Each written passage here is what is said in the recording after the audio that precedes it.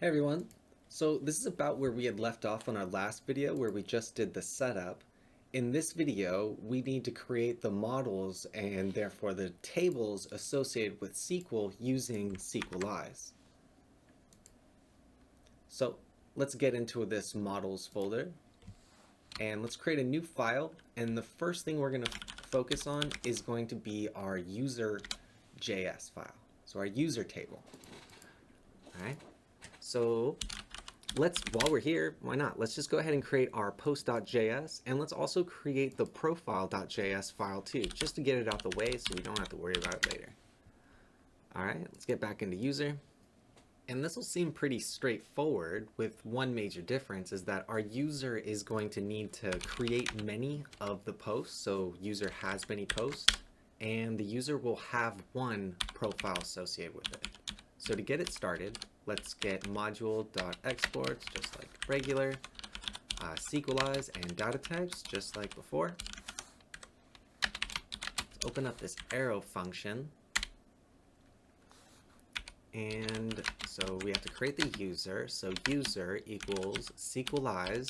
We're defining the table, so define. Inside these parentheses, let's create an object and a string as two arguments, string being the first. So user, that's our table name, the one that we're creating.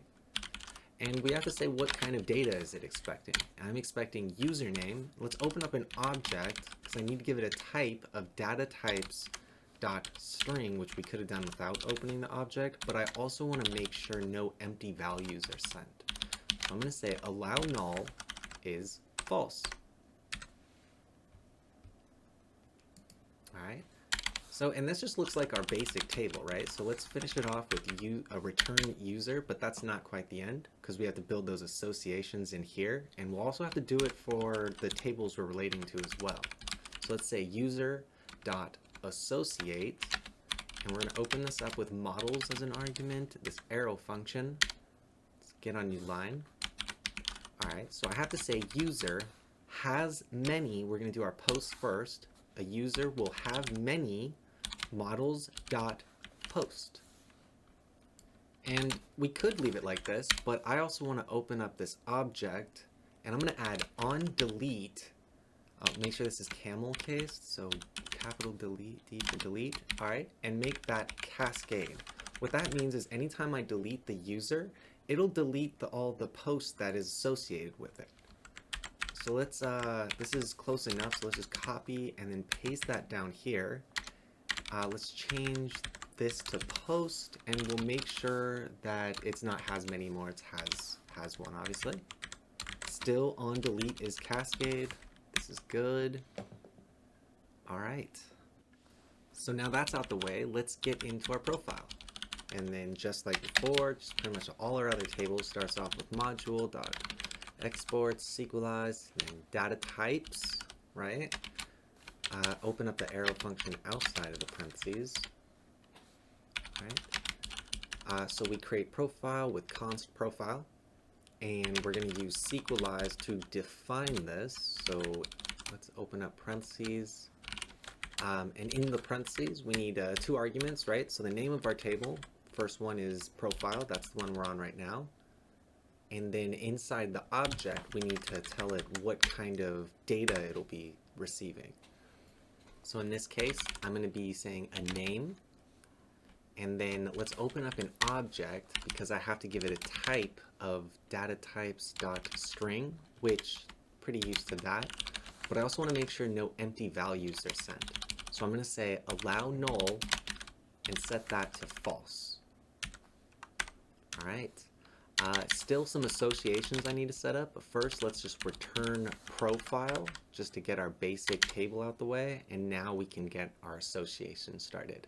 And this is a table, a profile that's going to belong to a user. But we start off with associate, and then get the models in here, just kind of like how we did with the user, with a little bit of a difference here, because now I need to say the profile dot belongs to. And I love it when functions like the methods like this are appropriately named. So models dot user, good job sequelize. Open up this object, and I'm going to say foreign key, and let's say allow null is false. And so when we create this profile, we're going to be giving it the text, just like we see, not the text, but the name up here. And we're also going to pass an extra value in there that's going to be associated with the user ID. So we'll have to pass not just the name, but also a user ID, and that's how the profile will know who it belongs to. So since post is going to be pretty close to this, let's just copy everything we see going on in here. Let's navigate to post and paste that here. Now, we got to be careful about making sure we change every instance of profile to post. Sometimes that can bite you, so be careful with the copy and pasting thing, but let's change name to text up here. Still, it's going to be a data type string, and I definitely don't want anybody to pass in any empty values, so allow null is false.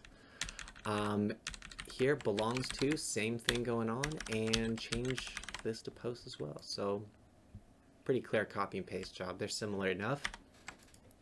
Now we just need to run our server and make sure everything is working. So let's say npm run dev, and it looks like everything worked out great for us. In the next video, we just need to create some routes for our user, so we can create a user and then also retrieve all of our users. So next video, we'll get that out the way. See you later.